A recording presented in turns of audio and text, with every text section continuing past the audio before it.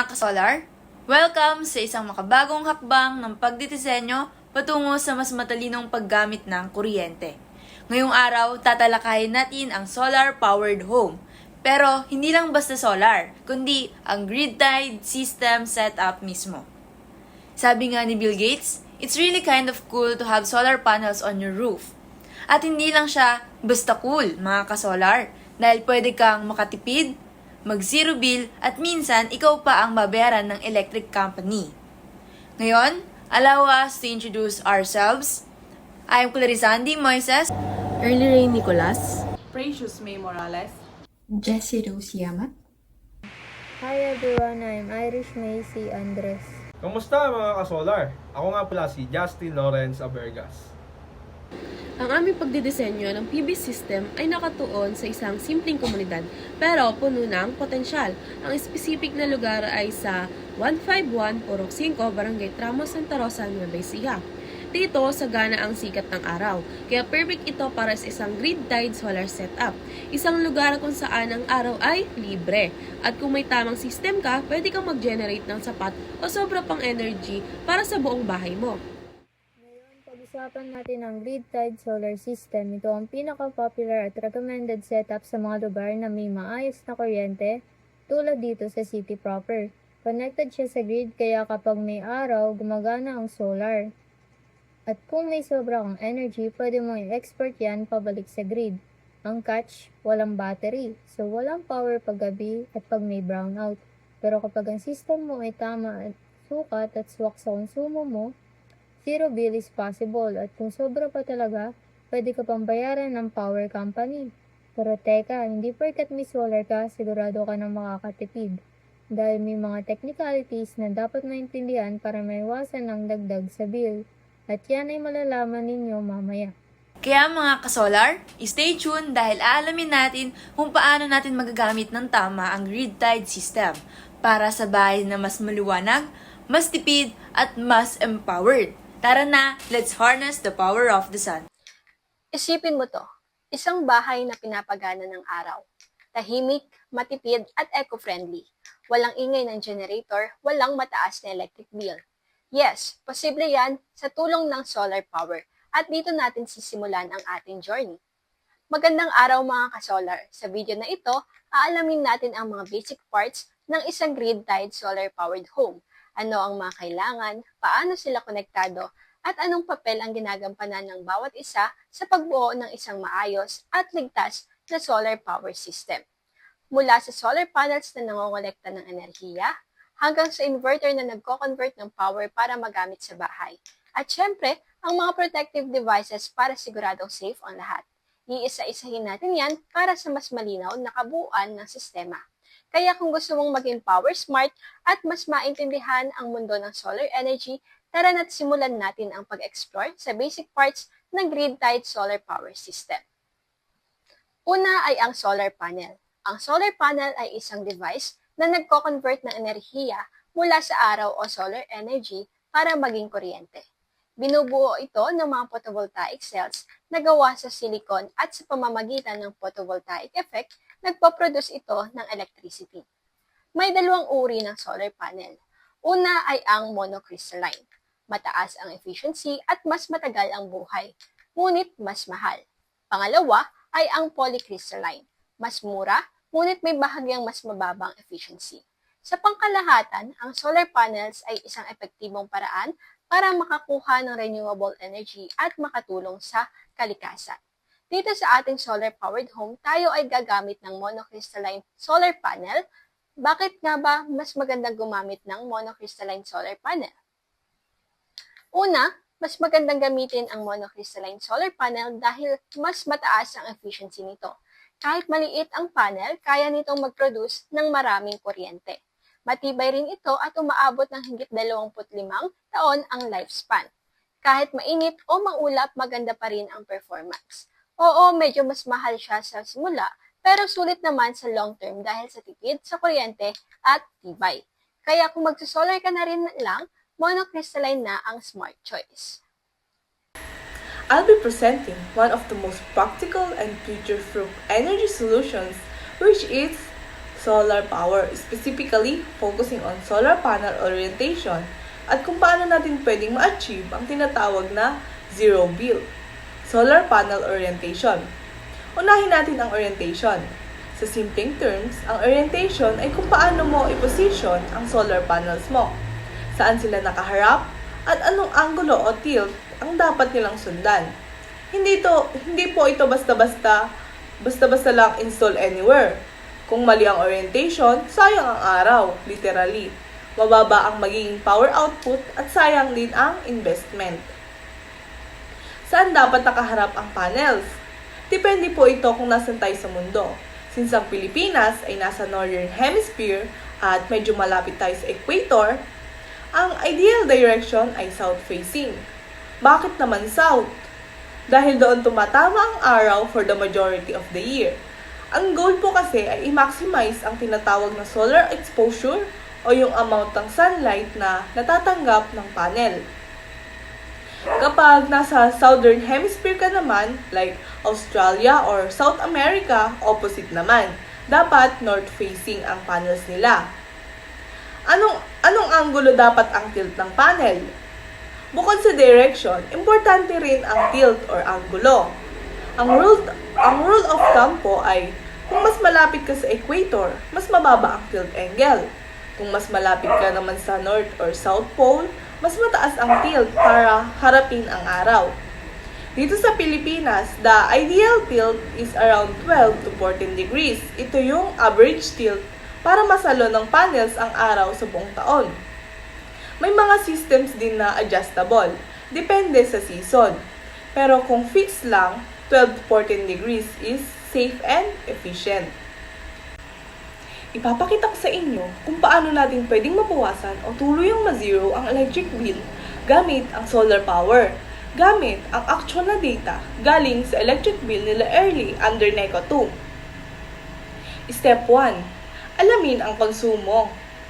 Unang step sa pag-zero ng bill ay alamin kung ano ang average ng kuryente na ginagamit sa isang buwan. Base po sa actual na electric bill nila Early, ang total energy consumption nila ay 364 kWh for the month. Para malaman ang daily usage, hatiin natin sa 30 days. So, 364 divided 30 is equals to 12.13 kWh per day. In watts, that's 12,130 watt-hours per day. Ibig sabihin, dapat makapag-produce ang solar system nila ng ganitong amount araw-araw para ma-zero ang bill. So, step 2. Alamin ang presyo ng kuryente sa NECO 2. Ngayon, tingnan natin ang cost ng kuryente under NECO 2. Sa bill, nakalagay ang total amount due, which is 7,789.17 pesos for 364 kWh. So, kung i-divide natin, 7,789.17 divide 364 is equals to 21.40 per kWh. Ito po ang actual cost nila kada kWh, kasama ang generation, transmission, distribution, system loss, taxes, at iba pa. Step 3. Ilang solar panels ang kailangan? Para ma-zero ang bill, kailangan makapag-produce ng solar panels ng 12,130 watt-hour per day. Alam natin na ang average sunlight sa Pilipinas ay 5 hours per day. So, 12,130 divide 5 is equals to 2,426 watts. Dagdagan natin ng 10% system loss. 2,426 times 1.1 is equals to 2,688 watts. So, kailangan natin 2.7 kilowatt. Kailangan natin ng 2.7 kilowatt solar system. Assuming nagagamit tayo ng 300 watt panels. So, 2,668 divide 300 is equals to 8.89 panels. I-round up natin, gawin nating 9 panels total. So, kung gagamit sila ng 9 panels na 300 watt each, they can offset the full 364 kWh monthly consumption. Therefore, ma-achieve nila ang zero bill. Base po sa actual electric bill nila Early, Total consumption is 364 kilowatt-hour. Total bill is 7,789.17 pesos. Ang laki, di ba? Pero kung magka-solar sila with 9 panels, pwede nilang i-reduce or totally eliminate this monthly cost. At kung ang system ay naka-grid tied, may net metering pa sila, ibig sabihin, kung sobra ang produce ng solar, pwede pang ibenta pabalik sa grid. Next, we have the grid tie inverter. It is a device which converts DC output into AC output. Kasi yung mga appliances natin ay AC at yung generate ng solar panel ay DC. So we need an inverter to convert from DC output into AC output. May iba't ibang uri ng inverter na pwedeng pagpilian para sa iyong solar power system. Ang mga grid-tied inverters ay nagko-convert ng solar energy para maging kuryente na magagamit sa bahay. Sa mga brand na Fronius, SMA, ABB at YMH, may iba't ibang features at benefits ang bawat isa. Kung ang pinaprioritize mo ay reliability, efficiency at long-term support, ang Fronius, SMA at ABB ang pinakamahusay na pagpipilian, kung saan ang Fronius ay kilala sa mas advanced features at high-quality performance. Ang YMH ay magandang budget option pero maaaring kulang ito sa mga advanced features at long-term reliability ng iba. Grid tie inverter with limiter at pure sine wave. Bakit ito ang best choice? Sa panahon ngayon, maraming gumagamit ng solar energy para makatipid ng kuryente. Isa sa mga mahalagang bahagi ng solar setup ay ang grid tie inverter. Pero hindi lahat ng inverter ay pare-pareho. Ang mga limiter at pure sine wave ang pinaka-recommended. At narito kung bakit. Unang-una, ang grid tie inverter with limiter ay may kaya-kayahang pigilan ang sobrang kuryente mula sa solar panel na bumalik sa grid. Bakit ito importante? Kasi kung wala kang net metering agreement, pwedeng magkaroon ng dagdag na charges kapag nag-export ka ng power. Dahil sa limiter, sinisigurado nitong ang solar energy ay ginagamit lang sa loob ng bahay, kaya safe, efficient, at tipid.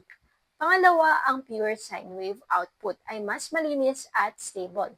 Ito ang klase ng kuryente na ginagamit ng mga sensitibong appliances tulad ng TV, ref, computer at kahit medical devices. Kapag pure sine wave, smooth ang takbo ng appliances, walang buzzing sounds at mas tumatagal ang lifespan ng mga gamit.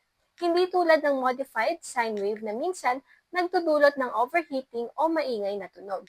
Kaya kung bibili ka ng grid tie inverter, siguraduhin may limiter at pure sine wave output. Hindi lang ito mas practical, ito rin ang mas safe at long-term na investment para sa iyong bahay. So what's up mga kasolar? Handa ka na ba sa matinding bakbakan at sukatan? Kung oo, edi nice. Nasa tamang rail ka na ng iyong buhay. Kung gusto mo i-consider ang grid-tied solar-powered home, kailangan mo unawain mabuti ang inverter sizing. Ano ba ang inverter sizing? Guys, ang inverter sizing ay isang process of selecting an inverter with the appropriate capacity to efficiently and safely convert the direct current DC electricity produced by your solar panels into alternating current AC electricity that can be used by your home and fed back into the grid. So, sa madaling salita, ito ay isang proseso ng pag-select ng nanaayon na inverter na makakapag-convert ng DC current to AC current para mapagana mga electrical powered equipments mo sa bahay. In terms of sizing, for the inverter to fit the system, its power rating must be approximately equal to the power rating of the solar arrays or maybe a bit greater by 10% or 20%. Therefore, kung ang solar system mo ay rated at 2,000 watts, kailangan mo ang solar inverter na nag-range about 2,700 watts per day. Yung power rating ng inverter na gagamitin mo ay dapat identical siya doon sa power rating ng buong solar array. O pwedeng mas mataas ng konti by 10% or 20% for allowance factor. Sa 2,700 watts na solar system, hindi dapat lalayo sa 2,700 watts yung power rating ng gagamitin mong inverter. It should neither way above nor way below. So So, or else, your inverter that is way below the power rating of solar arrays cannot maximize the power that the solar arrays are capable of. Solving the 9 joules ampere solar panel, each rated at 300 watts and connected in series, all in all, yung setup natin is equivalent to 2,700 watts. Magdadagdag tayo ng additional 10% for some additional factors. Therefore, we are going to multiply 2,700 by 1.1. Upon doing that so, we are going to obtain 2,970. So, most probably, wala namang eksaktong nabibiling inverter that is rated at 2,970 watts. Therefore, rounding this off, we are going to use 3 kilowatts grid-tied inverter. Next, we have the DC circuit breaker. The typical function of circuit breaker is to act as an overcurrent protective device, and sometimes it referred to as the PV disconnects. For example, a certain appliances can only tolerate a current of around 20 amperes. May nakapasok na 50 amperes. Before that 50 amperes can cause possible damage in the system, si circuit breaker matitrigger na kaagad siya isolating that appliances or system in order that 50 ampere cannot cause any damages in the system. So what causes overcurrent? It causes by short circuit or overloading as well as electrical anomalies. And the DC circuit breaker, it's sometimes referred to as PV disconnect, are placed between the solar panels and the inverter, or in some cases, built-in na siya sa inverter. Alright, ngayon, pag-usapan naman natin yung isa sa pinaka-importanting bahagi ng solar PV system, AC at DC circuit breaker sizing. Dito muna tayo sa DC circuit breaker sizing. Now, you might be wondering, bakit ba kailangan pa ng tamang size ng breaker? Simple lang, safety at system protection. According sa Philippine Electrical Code, lahat ng PV circuits are considered continuous loads. Ibig sabihin, tuloy-tuloy ang daloy ng kuryente. Kaya hindi pwedeng basta-basta na lang ang circuit breaker na gagamitin. Sabi ng PEC 2017, dapat ang breaker natin ay at least 125% ng maximum current. Gets? So, hindi sapat na match lang ang current. Dapat may allowance for continuous operation. So, balikan natin yung sample natin. Sa DC side, ang nakuha nating maximum current is 15.23 amperes. I-multiply natin yan ng 125%, kaya magiging 19.04 amperes. So, anong susunod na standard breaker size? 20 ampere circuit breaker. Swak na swak! Now, we have the AC circuit breaker. So, instead of using typical circuit breaker, which is the MCB type or the miniature circuit breaker, what we are going to use in our system is the RCBO type. So, RBCO stands for Residual Current Operated Circuit Breaker with Overcurrent Protection Device. Ano nga ba yung pinagkaiba ni MCB at RCBO? It has the capability to protect the system from overcurrent, but it has added protection. So, this RCBO type has the capability to sense ground fault. The scope of protection is only in PVC system only at hindi ito sa buong bahay. Kung mga brand naman ang pag-uusapan at kung naghahanap ka ng reliable circuit breakers para sa solar system mo, may ilang kilalang brands na pwede mong pagpilian. Ang Siemens, Eaton, Schneider, Electric at ABB. Lahat ng ito ay trusted for high quality protection at reliable performance sa AC at DC system. Kaya kung gusto mong siguraduhin ang safety at efficiency, these brands are the way to go. Now, sa AC sizing side naman, ang inverter natin ay rated 3 kilowatts. Divide that by 220 volts and we get 13.636 amperes. I-multiply ulit by 125% and that gives us 17.045 amperes. Kaya ang gagamitin natin, 20 ACB. Preferably yung RCBO type. At good news, available na yan sa market. Pero as you could see, the rating of our circuit breaker does not exceed the ampacity of our conductor, which is 19.17 amperes to be discussed later. Therefore, our computation is correct based on the standard set by PEC. So next, we have this DC surge protective device. So this SPD offers a protection which is different from the circuit breaker. Yung circuit breaker, it protects the system from overcurrent. Ito namang si SPD or DC surge protective device, it protects the system against power surge or transient voltage. So ano nga ba yung tinatawag nating transient voltage? So si transient voltage, ito yung panandaliang pagtaas ng voltage or panandaliang sobrang pagtaas ng voltahe, around 10 to 100 of microsecond. So the transient voltage primarily caused by nearby lightning. Itong si SPD, bago makapag-damage sa transient voltage, ay dinadivert na niya ito sa ground. Alright, punta naman tayo ngayon sa isa pang very important component ng solar PV system, ang SPD or Surge Protection Device. Alam nyo ba, kapag tinanong mo ang manufacturer kung anong SPD ang kukunin mo, kadalasan sasabihin lang nila, i-match mo lang sa system voltage mo. Parang sinabing, bahala ka na sa buhay mo. But here's the thing, we don't just want a working system. Gusto natin ng durable, long-lasting system. So, anong magandang gawin? Gawing 15 to 25% higher ang UC rating ng SPD kaysa sa actual system voltage. Ang result, mas tatagal ang buhay ng SPD, less hassle, less gastos, and definitely less stress para sa'yo. Parang sa relasyon, kung may buffer, hindi agad sumasabog. So, sa DC side, may siyam na JA solar panels in series that gives us a system voltage of 96.78 volts.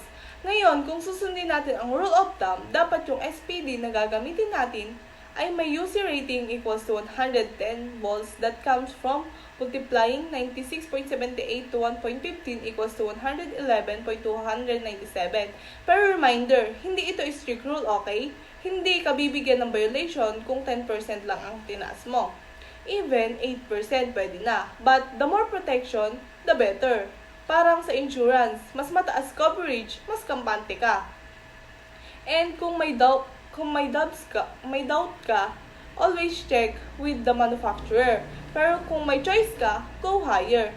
Because ang goal natin dito ay peace of mind. Hindi lang basta nakakabit, kundi matibay at pangmatagalan. Let's level up a bit and talk about SPD specifications.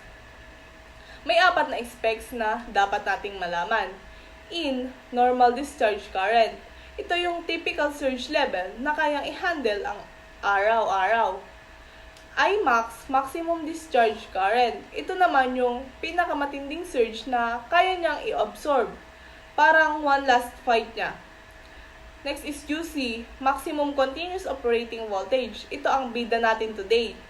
UP or BPR, voltage protection rating. Basically, ito yung voltage level kung kailan siya magre-react at magdi-discharge. Focus tayo sa UC. Ito yung voltage na kaya niyang dalhin na tuloy-tuloy, walang reklamo, walang sabog. Pero, bakit kailangan mas mataas ng kaunti ang UC rating kaysa sa system voltage? Ganito kasi yan. Araw-araw, may mga mini surges na nangyayari sa system. Minsan 1 volts lang, minsan 300 volts, at pag may kidlat, boom! 1,000 of volts. Parang mood swings ng panahon. Unpredictable. Kung sakto lang ang UC sa system voltage mo, madalas siyang mag-trigger.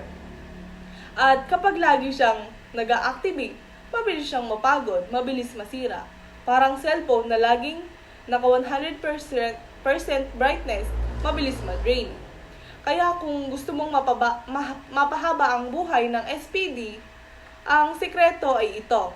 Bigyan mo ng breathing room, huwag mo siyang i-stress, huwag mo siyang i-overwork, itaas mo ang UC rating, just enough para hindi siya magpanik sa bawat konting surge. So next time, mamili ka ng SPD. Tandaan mo, hindi lang basta match. Dapat may konting advantage para mas matatag at mas matalinong solar system. Next, we have the AC Surge Protection Device. This one offers the same protection of the DC Surge Protective Device, it's just this time, it's on AC side. Kung naghahanap ka ng mga reliable na surge protector circuit breakers, maraming kilalang brands na mapagkakatiwalaan. Ilan sa mga ito ay sina Eaton, Triplite, Furman, Sitel, Schneider Electric, ABP at Phoenix Contact. Sila ay may iba't ibang produkto para sa residential, commercial at industrial use, kaya siguradong may swak para sa system mo. Ngayon, AC SPD side naman tayo. Sa Pilipinas, ang usual AC system voltage is 230 volts. Gamitin ulit natin ang same 15% to 25% buffer rule. 220 times 1.15 is equals to 53 volts. 230 times 1.25 is equals to 287.5 volts.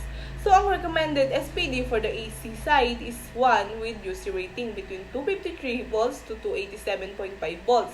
Perfect example, UC is equals to 275 volts SPD. Ito na rin ang usual na available sa market. Kaya swak at hindi na kailangang ipa-custom. Teka, paano natin ito i-connect sa actual situation? Balikan natin ang electric bill na ginamit natin as sample. 364 kWh ang usage. Ibig sabihin, residential setup. At malamang may 1.5 to 3 kW inverter setup.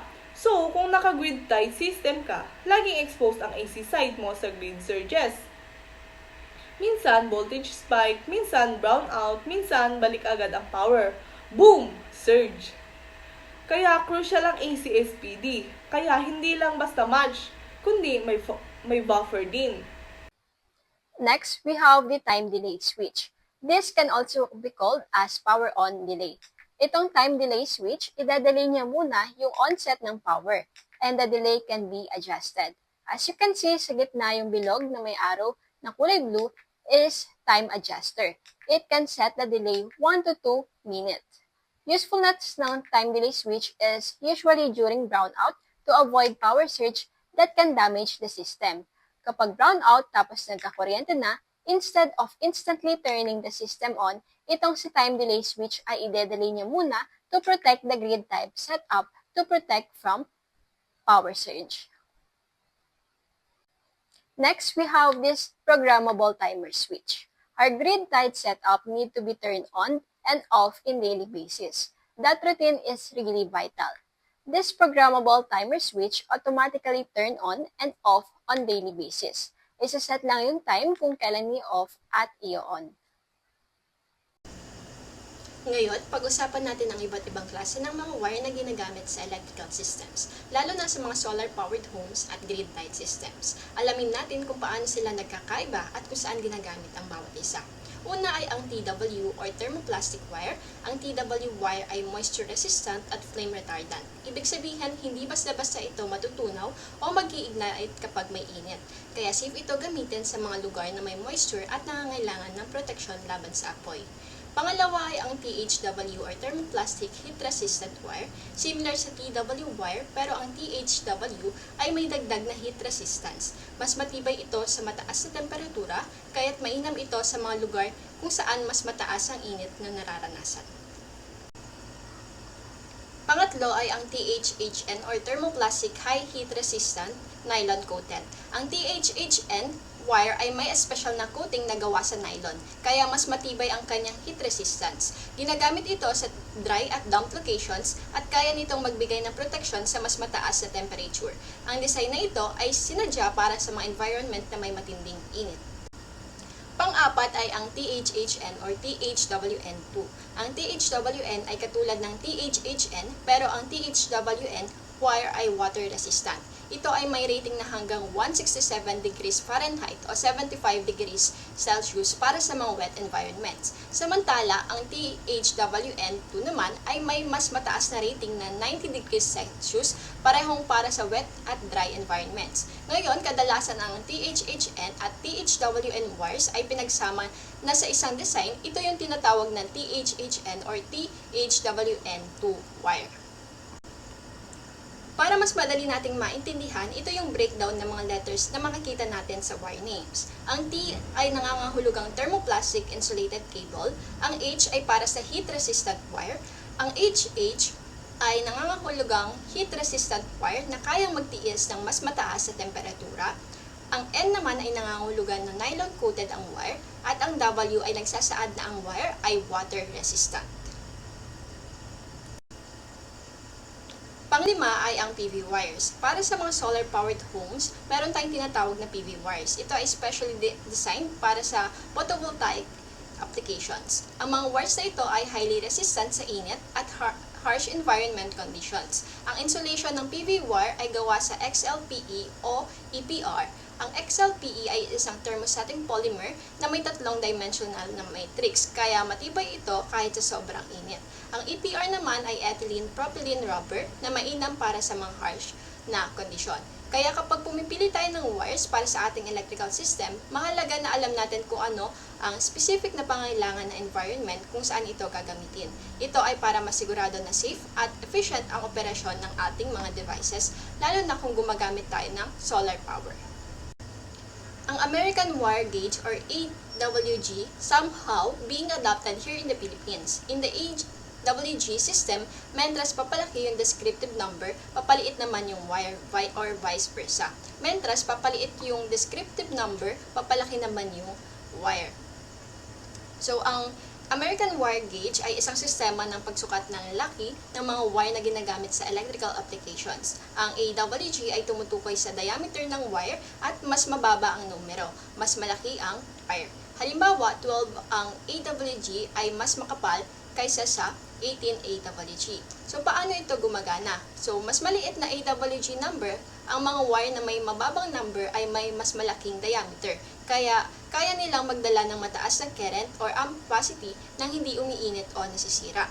Pangalawa naman, mas mataas na AWG number, ang mga wire na may mataas na number ay mas manipis at ginagamit para sa mas mababang load o electrical current. So, ano nga ba'y kahalagahan ng AWG? Ang AWG ay nakakatulong sa pagdedesisyon kung anong laki ng wire ang kailangan para sa isang particular na electrical load. Ang mas malaking wire o mas mababang AWG number ay kaya ang mas mataas na amperage. Ang paggamit ng tamang wire size ay mahalaga para maiwasan ang overheating at fire hazard. Sa madaling salita, ang AWG system ay isang pamantayan sa pagpili ng tamang wire size na magiging safe at efficient para sa iba't ibang electrical applications. Ang table naman na ito ay mula sa NEC or National Electrical Code ay nagpapakita ng mga temperature correction factors at allowable ampacities na insulated conductors batay sa ambient temperature. So may dalawang bahagi ito. Una ay ang temperature correction factors kung saan pinapakita kung paano mababago ang kapasidad ng kuryente ng mga kable depende sa ambient temperature. Kapag mas mataas ang ambient temperature kaysa sa 30 degrees Celsius, kailangan i-multiply ang ampacity ng cable sa tamang correction factor. Pangalawa ay ang allowable ampacities. Ipinapakita ang maximum ng kapasidad ng kuryente o yung ampacity na kayang dalhin ng mga kable, copper at aluminum sa iba't ibang temperature rating, 60 degrees Celsius, 75 degrees Celsius at 90 degrees Celsius. May mga specific na wire types at sizes para sa bawat temperatura at materyales, copper or aluminum. Ang table na ito ay ginagamit para siguradong hindi lalampas sa limitasyon ang daloy ng kuryente at maiwasan ang overheating ng mga kable.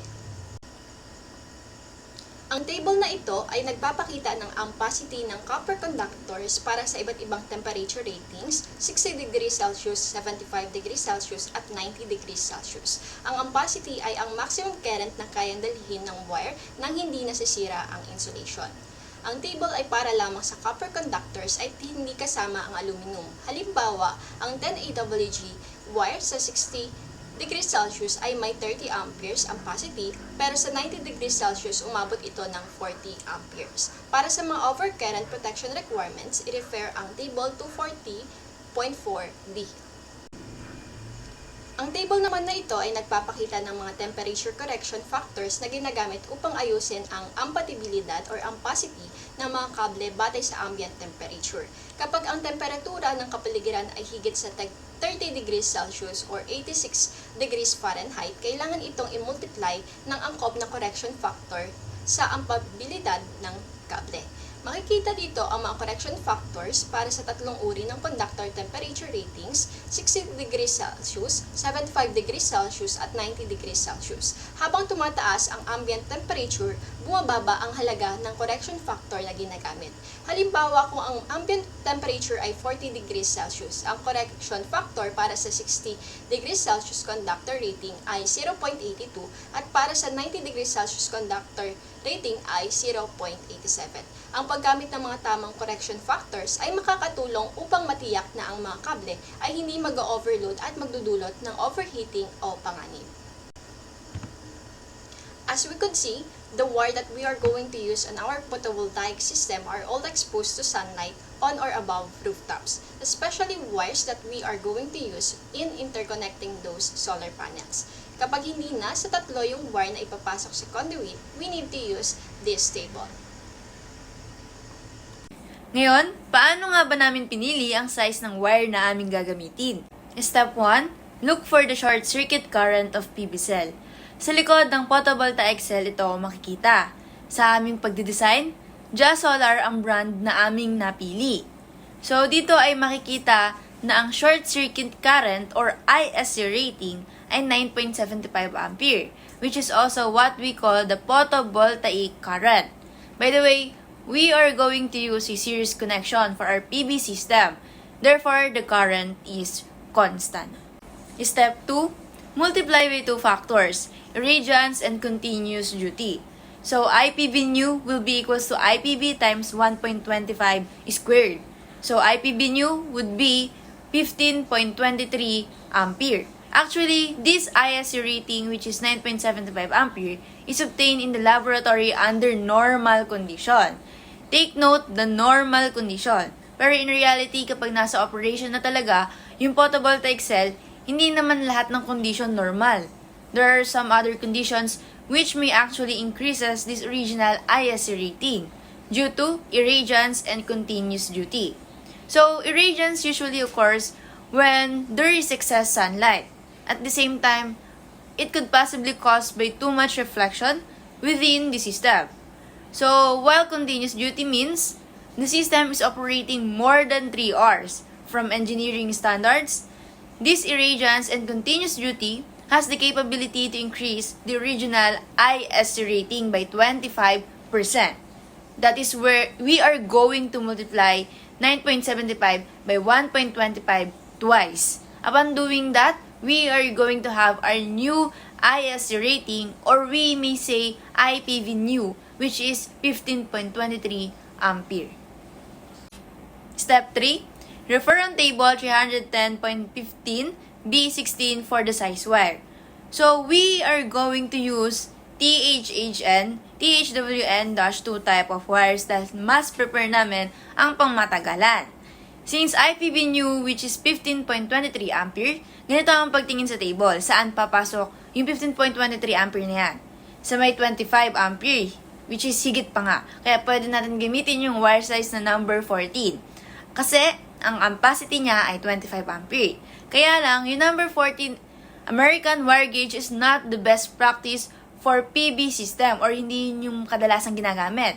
Kahit kung mausap ka ng mga eksperto sa construction of solar-powered home, hindi nila nire-recommend ang number 14. So, mag-a-adjust. Pipiliin yung mas mataba. Pwede naman sa computation provides by PEC, pero kasi mas mataba, mas maganda. Kaya, we are going to use number 12, THHN, THWN-2, which have the capacity of 30 ampere. Safe na safe dahil konti lang ang losses. Step number 4, refer on table 310.15B2 for ampacity correction due to ambient temperature more than 30 degrees Celsius. So, since Philippines ambient temperature is around 37 degrees Celsius, looking for its multiplier in the table, so, in the screen, we can see that in the column 4 at row 7, our multiplier is 0.91. To compute for new wire ampacity, we have the formula ampacity of chosen wire times multiplier depending on ambient temperature. So that will be equals to 30 ampere times 0.91. So we will get 27.3 ampere, which is approximately 27 ampere. Step 5, refer on table 310.15b3c for ambient temperature adjustment due to conduit or wire distance from the roof. Kapag ang wire mo, malapit yan sa bubong, i-correct mo pa yan. Tignan natin sa table. 22 ang temperature adder. Ngayon, kapag isasayad sa bubong yung solar, mas mataas yung temperature adder. Ngayon, huwag naman natin isayad. Iangat naman ng konti, which is gamitin naman natin yung half inch, kalahating palyada. Kaya ang temperature adder ay 22 degrees Celsius. So for solving for new ambient temperature, so we will have formula new ambient temperature is equals to Philippines ambient temperature plus temperature adder for 1/2 inch above the roof. So we will get 37 degrees Celsius plus 22 degrees Celsius. That will be equal to 59 degrees Celsius. So that is our new ambient temperature. Next is solving for final wire ampacity. So at table 310.15 B28, our multiplier will be 0.71. So by using the formula, final wire ampacity is equals to new wire ampacity times the multiplier for new ambient temperature. Therefore, we will have 27 ampere times 0.71. The final wire ampacity would be 19.17 ampere. Ngayon, yan bang ampacity na yan, kakayanin ba yan nung kuryenteng dadaloy doon sa setup natin? Yes, kakayanin. Kasi, di ba, ang ISC rating natin ay 15.23 ampere. Ang kayang dalhin ng wire natin ay 19.17 ampere. So, pasok. The number 12 THHN, THWN-2 wire will fit the system. Step 6. Refer on table 310.15b3a for adjustment due to more than 3 wires inside the conduit. Since the connection of all the solar panel is in series connection, therefore there is only 2 wires inside the conduit. So for the negative and positive side. Thus, this step can now be bypassed. Step 7.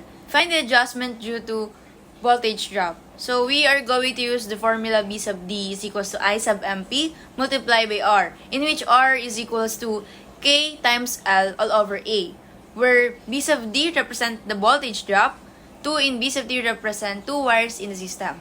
K is equals to DC constant, A is the cross-sectional area, which is at the table below. L is for length of wire, I sub MP is the maximum power current, nasa likod yun ng Solar yung value niya. So, solving for voltage drop, we are going to use the formula 2 times maximum power current times the resistance. Then, for the next equation, substitute the value of resistance equals to DC constant times the length all over the cross-sectional area. So, upon substituting the value, we will get 0.92 volts voltage drop. Solving for voltage drop regulation, we are going to use the formula voltage drop over maximum power voltage. Therefore, the value of maximum power voltage is, we can see it at the back of solar panel. So, upon substituting the value of 0.92 volts divided by 32.26 volts, cancel yung volts nila na unit, then times by 100%, makakakuha tayo ng 2.85%. Dapat yung voltage drop sa wire na gagamitin natin less than 3%. Since voltage drop regulation is 2.85%, therefore our selected number 12 American wire gauge will fit the system. Bago tayo dumako sa aktual na pag-install ng solar panels, pag-usapan muna natin ang mounting system. Ito ang nagsisigurado na matibay at ligtas ang pagkakakabit ng mga panel, kahit sa mas malakas na hangin o ulan. Ang mga bahagi nito tulad ng mid-clamp, solar rail, end clamp, L-foot at rail connector ay may kanya-kanyang papel sa pagpapatibay ng buong setup. Tara, kilalanin natin ang bawat isa. Una ay ang mid clamp. Ito ay nagpapatibay sa gitna ng panel para hindi ito gumalaw. Pangalawa, solar rail, base ng system kung saan nakakabit ang mga panels. Next is end clamp. Ito ay pinipirmi ang dulo ng panel para hindi mahulog. L-foot, ikinakabit sa bubong, suportang hawakan ng rail. At rail connector, nagdurugtong ng dalawang rail para mas pahabain ang mounting. Now that we know the basic parts ng ating grid-tied solar power system, it's time to connect the dots, literally and electrically. Sa susunod na bahagi ay pag-uusapan natin ang wiring connections of devices, paano nga ba ang tamang pagkakabit ng bawat bahagi para maging safe, efficient at functional ang ating solar setup. From solar panels, circuit breakers, up to the inverter, iisa-isahin natin yan para mas klaro at hindi ka na malito. Tara, simulan na natin ang actual wiring journey ng ating solar-powered home. Hello mga ka-solar! Ngayong araw, samahan ninyo ako sa isang exciting na walkthrough kung paano natin kinokonekta ang mga devices sa isang solar-powered na bahay. Narito ang step-by-step para mas maintindihan natin ang wiring diagram o kabuuang koneksyon ng mga devices ng isang basic solar setup sa bahay. Mula sa solar panel, inverter, hanggang sa mga protective devices tulad ng circuit breakers, surge protectors, at syempre ang grounding system. Lahat yan tatalakayin natin. Hindi lang basta-basta kabit to ha. Mahalagang ang safety at tamang pagkaka-install para siguradong efficient at hindi madaling masira ang system. At the end of this video, mas maiintindihan mo kung paano kumpleto at ligtas na may install ang isang solar power system sa bahay. Kaya makinig kang mabuti at i-visualize ang bawat connection. Ito ang ating wiring diagram para sa ating mga protective devices or safety devices para sa ating solar power system. Magsimula tayo sa ating grid-tied inverter. Meron itong rating na 1 kW at merong input voltage na 45 to 90 volts. Kung mapapansin nyo, napakasimple lang. Konti lang ang ating terminal connection. Sa ibabaw, makikita natin nakasulat yung DC input. Ibig sabihin, dito manggagaling yung ating solar panel. Yung positive ay yung kulay pula at negative ay yung itim. Sa ilalim naman ng inverter, makikita meron tayong AC out or AC output. Meron tong tatlong terminals, line, ground, at neutral.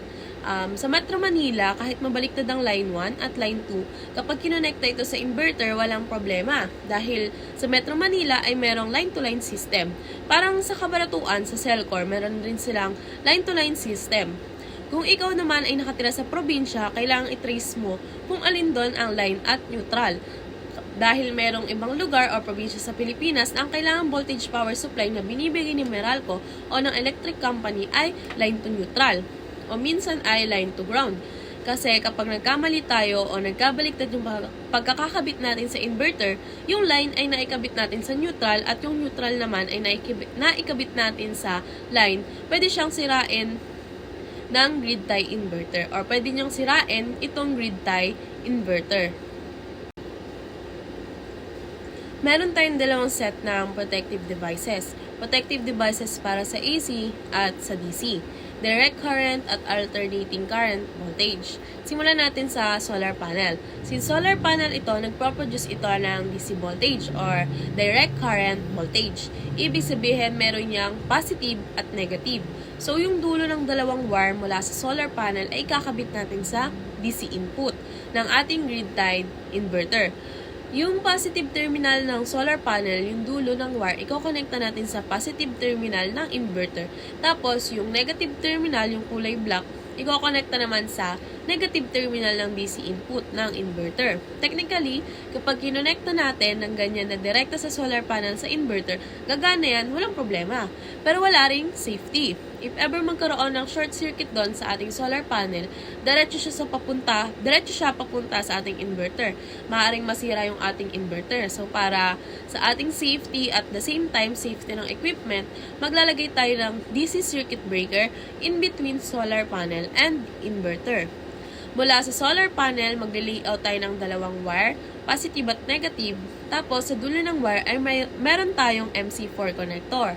Tapos, yung pares ng MC4 connector, ikakabit naman natin sa wire papunta sa ating DC circuit breaker. Ito yung DC circuit breaker, meron siyang positive at negative. So, tawagin natin yung taas na bahagi ng DC breaker ng line side. Dito manggagaling yung solar power. At yung ibabang bahagi naman sa ilalim ay tawagin natin siyang load side. So, yung wire na galing sa ating solar panel, iko-connecta natin sa line side. Tapos, sa load side naman, meron ulit tayong dalawang wire papunta sa inverter. So, itatapat natin yung positive sa positive at syempre, negative sa negative. Bawal magkabaliktad kasi nga DC ito. Merong polarity. So, dapat i-take note natin o magkaibang kulay na wire ang gamitin natin. Mas maganda yung photovoltaic cable ang gamit natin kulay pula sa positive at kulay itim naman sa negative. Ang susunod naman nating ikakabit ay ang tinatawag na DC SPD or DC Surge Protective Device. Magpaparallel lang tayo sa ating line side ng DC circuit breaker since galing yun sa solar panel. Tapos, sa ibaba ng ating DC SPD, makikita natin isa na lang ang terminal. Ito ay ground terminal. Iko-connecta natin ito sa grounding wire. Tapos, yung mismong solar panel natin, yung pinakagilid, yung base ng solar panel, aluminum yon. Lagyan din natin ng grounding wire.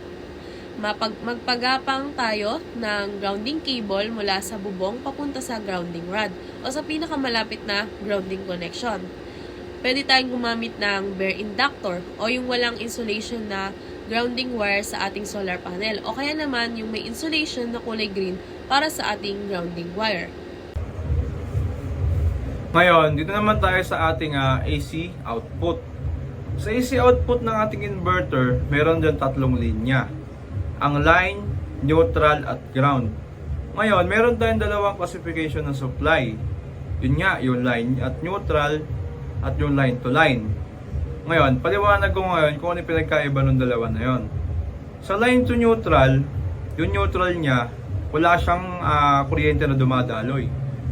Sa madaling salita, isa lang yung dinadaluyan ng kuryente. Ibig sabihin nun, yung isang dinadaluyan na yon, 240 volts agad yun.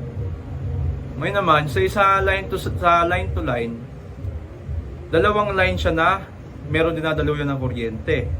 So, ibig sabihin nun, yung dalawang line na yon, tig 120 volts siya. Pag pinag-total natin, 240 volts. Ngayon naman, sa line to neutral, hindi natin siya pwedeng pagbaliktarin ng connection. Hindi natin siya pwedeng pagbaliktarin na ganon. Kasi, dapat, kung line lang, doon lang natin siya i-connect sa may line side. Pag neutral, doon lang din sa may neutral side. Ngayon naman, sa line to line, pwede siya magkabaliktad. Bakit? Siyempre, dahil pareho siyang merong kuryente. 120, 120. Kaya kahit pagbaliktarin natin yan, meron pa rin kuryente na dadaloy dyan. Kaya pwede natin siya pagbalik-baliktarin. Ngayon naman, mag-focus muna tayo sa line to neutral. Ngayon, galing sa ating AC output, yung line natin nakakonect sa line side nung ating AC SPD. Yung neutral naman nakakonect sa may neutral side sa neutral nung ating AC SPD. Kaya naman, yung grounding na galing sa ating AC output sa inverter, nakakonect din sa ating grounding natin. Tapos ngayon naman, sa nakikita natin dito, yung line side natin yung line side ng ating circuit breaker ay nakakonect siya, nasa ilalim siya. Ngayon, galing sa ating AC SPD, nakaparallel siya sa may line side ng ating AC circuit breaker. Nakakonect yung line sa line, yung neutral sa neutral. Ngayon naman, sa load side natin, sa taas ng ating circuit breaker, andun yung ating line, neutral, at ground. Ngayon naman, depende sa manufacturer natin kung saan nilalagay depende sa manufacturer ng AC circuit breaker kung saan nilalagay yung ground. Minsan sa baba, minsan sa taas, minsan sa gilid, or minsan nga, wala pa silang nilalagay. Ngayon, sa napili natin, nasa kasama ng load side yung ating ground. Ngayon, yung ating load side, pwede natin siya i-connect sa dalawang way. Pwede dun sa may spare sa may sa ating panel board. Pwede rin sa may pagitan ng main circuit breaker. Ngayon, papaliwanag natin ngayon yan isa-isa. Ngayon, simulang galing doon sa ating load side ng ating circuit breaker, papasok ngayon yan sa ating panel board. Kukonect ngayon yan sa may ating spare na circuit breaker. Pero take note, dapat yung spare na circuit breaker na yan, dapat same rating ng ating AC circuit breaker para hindi tayo magka-problema. Ngayon, yung isa namang connection, pwede natin i-connect yung galing sa may load side na yan, pwede natin i-connect sa may pagitan ng main circuit breaker at ng metro. Kukonect natin dun yung sa line or sa neutral. Line sa lines, neutral sa neutral. Ganoon din sa may pag-connect natin sa may spare na circuit breaker. Line sa line, neutral sa neutral. Ngayon, ito ang tanong. Alin ba ang mas safe dyan? Ang pinaka-safe dyan ay yung sa may meron tayong spare. Doon natin kukonect sa may spare. Kasi, pag pinatay natin yan sa ating panel board, pwede natin kuting-tingin dyan. Safe yon. Kaya yun yung the best na gawin natin pag magko-connect tayo. Ngayon naman, yung grounding ng ating AC circuit breaker, nakakonect din na yan sa may ating ground. Mula sa may solar panel, yung grounding doon, grounding sa may DC SPD, AC SPD, at yung sa ating AC circuit breaker, magkakakonect ngayon yan. Ngayon, i-connect natin yan sa ating grounding electrode or sa grounding pole. Ito ngayon yung nilulubog sa lupa. So, ano nga ba ang purpose ng ating ground? Yung ating ground na yan ay siya yung nagpe-prevent para hindi masira yung ating device dahil sa excess voltage. Isipin natin kung wala tayong ground. Yung excess voltage na nangyayari, sisirain yun yung device natin kasi babalik niya sa ating mga device. Sisirain niya. Kaya meron tayong ground. Yung ground na yan, ginagawa niya, yung mga excess voltage, dinadala niya sa may lupa. So, ngayon naman, sa nakita natin dito, meron tayong programmable timer switch, tsaka time delay switch. Sa ngayon kasi, sa panahon ngayon, hindi na masyadong ginagamit yan. Dahil, sa mga modern na inverter natin ngayon, nakasama na siya dun. Kaya pwedeng hindi na natin siya pansinin. O hindi na natin ilagay. Kasi, kung makakabili naman tayo ng inverter na meron na nitong built-in sa loob.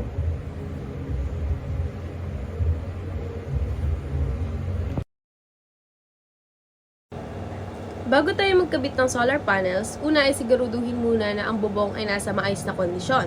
Check for any damages na nasa bubong, dapat hindi marupok ang pagkakagawa at i-measure ang pagkakabitan ng bubong para matiyak natin na kasya ito.